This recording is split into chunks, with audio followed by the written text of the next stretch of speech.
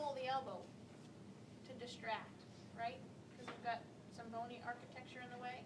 So your distraction is actually going to be more of a scooping motion, because you've got to like basically unlatch the trochlear notch and then do your distraction. Okay? So this one's weird. It's going to be a little bit of a scooping motion, and there's not going to be a lot of motion there. The elbow is an inherently stable joint.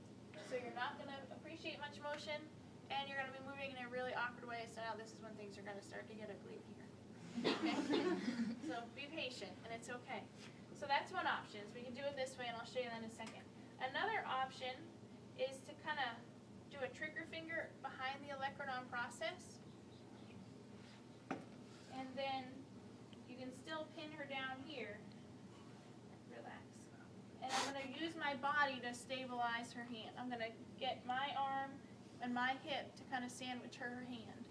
Okay? And then I'm going to use my index finger and my hand to do the same motion. It's still this motion, but now I'm using like a trigger finger rather than a lumbrical grip. Okay? And it's totally what you're comfortable with, what you feel you get more motion with. And ask your patients today too. What did you feel better with? Did one feel like I got more motion than another? And it's really going to be about figuring out how much of a ratio you want of this part versus up. A lot of you are going to try to go straight up and it's not going to work. Some of you are going to try to come straight down towards their feet and that's not going to work. And a lot of you are going to just keep trying to pull until the end of time. So it's just play with it and talk to each other, help each other out as patients. Okay, but if I'm going to do that trigger finger, I'm going to have my finger right behind the olecranon. I'm going to stabilize her humerus into the table, and I'm going to kind of pin her forearm into my side. And then I'm just distracting and kind of scooping up. Okay?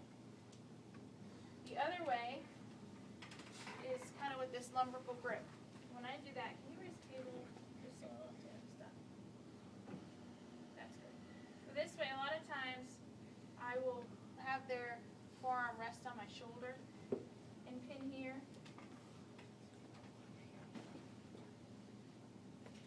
And then distract. So it's a light scoop. It doesn't look like you're...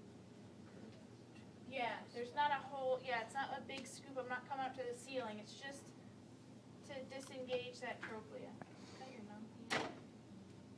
Yeah, but it's, no, you're fine. Okay? So, again, you can move around, or I don't think if I do the other side it's going to be any help to you, but relax.